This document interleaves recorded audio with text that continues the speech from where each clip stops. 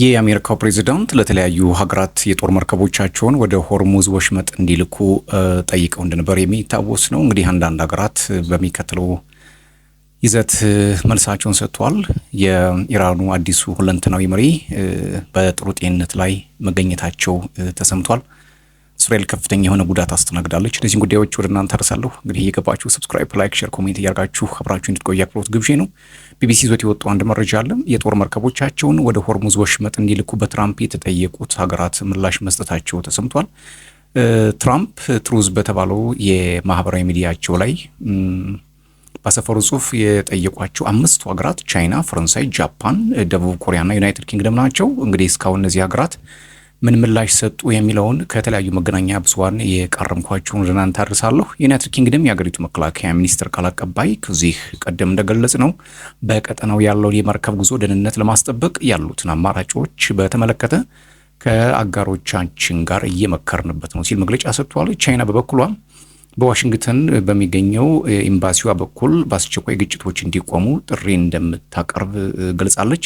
ቃል አቀባዩ ቻይና የትራምፕን ጥያቄ ተቀብላ ይሆን ወይስ አልተቀበለችም የሚለው ነገር ገና በግልጽ አልተናገሩም። ነገር ግን የተረጋጋ እና ያልተገደበ የኤነርጂ አቅርቦት እንዲኖር የማድረግ ኃላፊነት የሁሉም ወገኖች እንደሆነ ለሲኤንኤን ነው የተናገሩት። ቻይና ከሚመለከታቸው አካላት ጋር የምታደርገውን ግንኙነት ማጠናከሯን እንደምትቀጥልም ነው የተናገሩት ቃል አቀባዩ። ሌላው ጥያቄው የቀረበላት ጃፓን ናት። አሜሪካም የቅርብ አጋሩ አድርጋ የምትቆጥራት ቶኪዮ እስካሁን ድረስ ለትራምፕ ጥያቄ ይፋዊ ምላሽ አልሰጠችም። ይሁን እንጂ የሀገሪቱ ባለስልጣናት ጉዳዩ ጠቅላይ ሚኒስትር ሰናይ ታካቼ ከመጪው ረቡዕ አንስቶ በአሜሪካ በሚያደርጉት ጉብኝት ወቅት የሚነሳ አጀንዳ እንደሚሆን መገናኛ ብዙሃን እየዘገቡ ነው። ሌላው ፈረንሳይ ናት። ጥያቄ የቀረበላት የፈረንሳይ መንግስት በተመሳሳይ በይፋ ምላሽ አልሰጠም። ቅዳሜ ዕለት እንግዲህ ትራምፕ ጥያቄውን ካቀረቡ ከሰዓታት በኋላ የሀገሪቱ ውጭ ጉዳይ ሚኒስትር ይፋዊ የኤክስ ገጽ ፈረንሳይ የጦር መርከቦቿን ወደ ሆርሙዝ ወሽመጥ እየላከች ነው መባሉ ማስተባበላቸው የሚዘነጋ አይደለም። የኤክስ አካውንቱ ትክክል አይደለም፣ አውሮፕላን ጫኝ መርከብና ቡድኑ የሚቆዩት በምስራቅ ሜዲትራኒያን ነው ብለዋል። አሰላለፋችን አልተቀየረም፣ አሁንም በመከላከል ላይ ነን ብለዋል የፓሪስ ባለስልጣናት። ደቡብ ኮሪያም ጥያቄ ቀርቦላታል። የፕሬዚዳንት ትራምፕን ጥያቄ በተመለከተ እስካሁን ድረስ ምላሽ የሰጠ ሀገር የለም። እንግዲህ ይሄ ፖለቲካዊ አንድምታው ቀላል አይመስለኝም። እንግዲህ ከኋላ የወጡ መረጃዎች ካሉ እነሱን ያው ወደ እናንተ አድርሳለሁ። ሌላው አዲሱ የኢራን ጠቅላይ መሪ በመልካም ጤንነት ላይ እንደሚገኙ ተሰምቷል።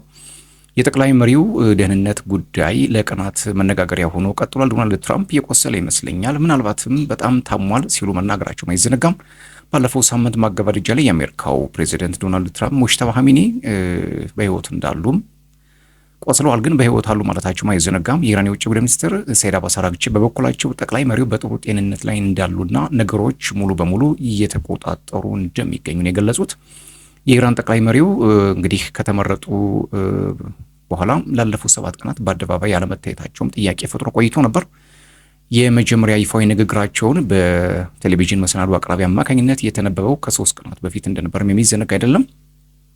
የውጭ ጉዳይ ሚኒስትሩ ፍትሐዊ በሆነ መንገድ ጦርነቱን የሚቋጭ ቀጠናዊ የድርድር ጥረትን እንደሚደግፉም ተናግረዋል። ሆኖም ግን ይህን ለማድረግ የሚያስችል ድርድር እየተካሄደ አለመሆኑን ነው የተናገሩት። ትራምፕ በበኩላቸው ኢራን መደራደር ብትፈልግም አሜሪካ አልተዘጋጀችም ሲሉ ተደምጠዋል። ሌላው በእስራኤል በ24 ሰዓታት ውስጥ ብቻ ወደ 108 የሚሆኑ አደጋዎች ተከስተዋል። ከእስራኤል የሚወጡ መረጃዎች እንደሚገልጹት ከሆነ ከቆሰሉ ሰዎች ውስጥ 96 ያህሉ የደረሰባቸው ጉዳት አነስተኛ ነው። መጠነኛ ጉዳት ደርሶባቸዋል የተባሉት 2 ሲሆኑ 9 ሰዎች ደግሞ አሁን ሕክምና እየተከታተሉ እንደሆነ ተገልጿል። እስራኤል ከአሜሪካ ጋር ሆና ኢራን ላይ ጥቃት ከከፈተችበት ጊዜ አንስቶ 3195 ሰዎች ጉዳት ደርሶባቸው ወደ ሆስፒታል እንደተወሰዱ ተገልጿል። 81 ሰዎች አሁንም ሕክምና ላይ ናቸው ሲሉ የቴል አቪቭ ባለስልጣናት እየተናገሩ ነው። በሌላ በኩል ትናንት ምሽት ከቴል አቪቭ በስተደቡብ በምትገኘው ሆሎን ከተማ በተፈጸመ ጥቃት የደረሰው ጉዳት የሚያሳዩ ምስሎች በይፋ ወጥተዋል። የተገለበጠ መኪና፣ የተበታተኑ ስብርባሪዎች እንዲሁም መኖሪያ ህንፃ ግድግዳ ላይ የተፈጠረ ትልቅ ጉድጓድ በፎቶዎች ታይተዋል።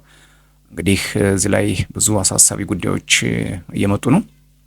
ሌላው እንግዲህ ጥቃት ማስተናገድ የቀጠሉ የመካከለኛው ምስራቅ ሀገራትም ወጥተዋልኝ። ሳውዲ 26 የሚሆኑ ድሮኖች ተተኩሰውባት ነበር። ይህንንም ማክሸፏን ተናግራለች። የድሮኖቹ ዋነኛ ኢላማ ዋና ከተማዋ ሪያድና የሀገሪቱ ምስራቃዊ ግዛቶች እንደሆኑ ነው የተገለጸው። ሌላው ጥቃት እንግዲህ በከፍተኛ ሁኔታ እያስተናገዱ ከሚገኙት መካከል አንዷ የተባበሩት አረብ ኤሚሬቶች ናት። የአሜሪካ የአየር መከላከያ ስርዓቷ ከኢራን የተተኮሱ የሚሳኤልና የድሮን ጥቃቶች ለማክሸፍ እየሰራ መሆኑንም አስታውቋል። የተባበሩት አረብ ኤሚሬቶች መንግስት ይህንን ያስታወቀው በሀገሪቱ ምስራቃዊ ባህር ዳርቻ የሚገኘው ዋነኛ የነዳጅ ኤክስፖርት መተላለፊያ የሚገኝበት የፋጂ ኢራህ ወደብ በባለፈው ትናንት ቅዳሜ መጥቃቱን ተመልክቶ ነው። ባህሬን ላይም እንግዲህ ጥቃቶች ደርሰዋል። ኦማንም ጥቃት ደርሶባታል። ኩዌት ባለፉት 24 ሰዓታት 5 ድሮን ተጥሎባታል። ኳታር በርካታ የሆኑ ሚሳኤሎችና ድሮኖች ወድቀውባታል። እንግዲህ ቀጠናው በጣም እየተወሳሰበ መሄዱን የሚያመላክት ነው የሚሆነው። ሌላው እንግዲህ የተለያዩ ዓለም አቀፍ መገናኛ ብዙሃን በትኩረት ይዘውት የወጡት አንድ መረጃ አለ። በአሜሪካና እስራኤል ጥምረት በኢራን ላይ የተከፈተው ኦፕሬሽን ኤፒክ ፉሪ ዛሬ እንግዲህ 16ኛ ቀኑ ላይ ደርሷል።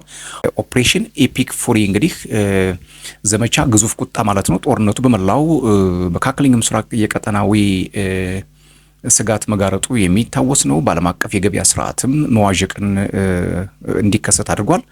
ከጦርነቱ ግንባር የወጡ የቅርብ መረጃዎች እንደሚያሳዩት ከሆነ የሆርሙዝ ወሽመጥና የንግድ መርከቦች ጥቃት ደርሷል።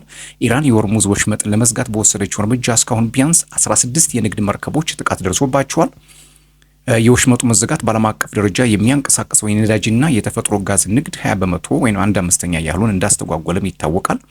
ይህም የብሬንት ድፍድፍ ነዳጅ ዋጋ በአንድ በርሜል ከ110 እስከ 120 ዶላር እንዲያሻቅብ አድርጓል። እስከ 200 ብርም እስከ 200 ዶላርም ደርሷል።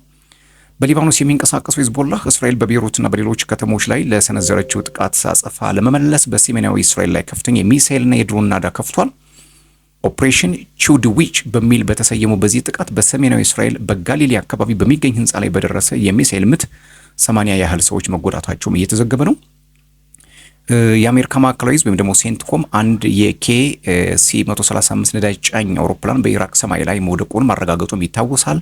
በሌላ በኩል ከኢራን የሚወጡ የሳተላይት ምስሎች በኢራን የሚሳኤል ጥቃት የወደሙ የአሜሪካ ወታደራዊ መሰረተ ልማቶች በይፋ እያሳዩ ነው።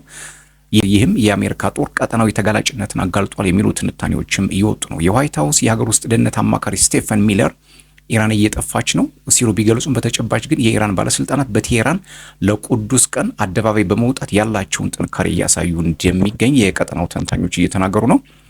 ፕሬዚደንት ዶናልድ ትራምፕ በኢራን ላይ የወሰዱት እርምጃ በዓለም አቀፍ የነዳጅ ገበያ ላይ ከፍተኛ መናጋት ያስከተለ ሲሆን በአሜሪካ ውስጥ የጋዝ ዋጋ በአንድ ጋሎን እስከ $5 ደርሶ ነበር። ጦርነቱ አሁንም በቀጠለበት በዚህ ወቅት ዓለም አቀፉ ማህበረሰብ ውጥረቱ ወደ ከፋ ደረጃ እንዳያመራ ስጋቱን እየገለጸ እንደሚገኝ መረጃዎች እየወጡ ነው። ሌላው የመካከለኛው ምስራቅ አዲስ መልክ መፍጠሩ አይቀርም እየተባለ ነው። የአሜሪካ የጦር ሰፈሮች መውደምና የግልፍ ሀገራት የባይተዋርነት ስሜት ሌላ አሰላለፍ ሊፈጥር ይችላል እየተባለ ይገኛል። በመካከለኛው ምስራቅ አንዳች ታላቅ ለውጥ እየመጣ ነው። ታዋቂው እስራኤላዊ ጋዜጠኛ ኤሎን ሚዝራሂ እንደሚለው ዓለም ሊቀበለው ያልተዘጋጀ ትልቅ ወታደራዊ ሽግግር እየተከናወነ ነው ማለቱ አስገራሚ ሆኗል። ኢራን የአሜሪካን የጦር ሰፈሮች እጅግ በከፋና ስልታዊ በሆነ መንገድ እያወደመች ነው። በ10 ዓመታት ውስጥ በትሪሊየን የሚቆጠሩ ዶላሮች የፈሰሰባቸው በባህሬን፣ ኩዌት፣ ኳታር እና ሳውዲ አረቢያ የሚገኙ ግዙፍ ይዞታዎች ወደ አመድነት እየተቀየሩ ነው። አሜሪካ ከፒርል ሃርበር ወዲህ እንዲህ ያለ መጠነ ሰፊ ጥቃት ገጥሟት እንደማያውቅም ተንታኞች እየተናገሩ ነው። ይህ ደግሞ ወታደራዊ ውድመት ብቻ አይደለም፣ የፖለቲካዊ መልክዓ ምድሩንም እየቀየረው ነው። የሮይተርስ ዘገባ እንደሚያመላክተው አሜሪካና እስራኤል በኢራን ላይ በከፈቱት ጦርነት የገልፍ ሀገራት ባላሰቡትና ባልጀመሩት ጦርነት ሰለባ በመሆናቸው ከፍተኛ ብስጭት ላይ እንደሚገኙ ነው። ሀገራቱ ያልጀመሩትና ያልደገፉት ጦርነት የደህንነት የኢኮኖሚ ቀውስ እየፈጠረባቸው መሆኑን በግልጽ እያሳወቁ ይገኛሉ። የኢሚሬት የፖሊሲ ማዕከል ፕሬዚዳንት አብስታም አልከትቢ እንዳሉት ይህ የኛ ጦርነት አይደለም፣ ይህን ጦርነት አልፈለግነውም፣ ነገር ግን በደህንነታችንና በኢኮኖሚያችን ዋጋ እየከፈልንበት ነው ሲሉ የሁኔታውን አሳሳቢነት ከመናገር አልሸሸጉም። የፖለቲካ ተንታኞች እንደሚሉት ይህ የአሜሪካ እስራኤል በኢራን ላይ የከፈቱት ጦርነት የገልፍ ሀገራት በአሜሪካ ጥበቃ ላይ የነበራቸውን የቆየ እምነት ሸርሽሮታልም አናግቶታል። ሌሎች የፖለቲካ ተመልካቾችም እንደሚሉት የቀጠናው ሀገራት አሁን አንድ እውነት ተረድተዋል። የገልፍ ሀገራት አሜሪካ ደጀን ከለላ እንደማትሆናቸው በግልጽ ተረድተዋል፣ አውቀዋል። ሀብታቸውና ንብረታቸው ከሌላ አካል ጥቃት እንደማትከላከልላቸውም ተረድተዋል። ተንታኞች ደግሞ አሜሪካ ለቀጠናው አጋሮቿ አስፈላጊውን ጥበቃ ሳታዘጋጅና የነዳጅ ፍሰቱን ሳታረጋግጥ ወደ ጦርነቱ በደመ ነፍስ መግባቷ በገልፍ ሀገራት ኢኮኖሚ ላይ አስከፊ ጫና እያደረሰ መሆኑም እየተነገረ ነው።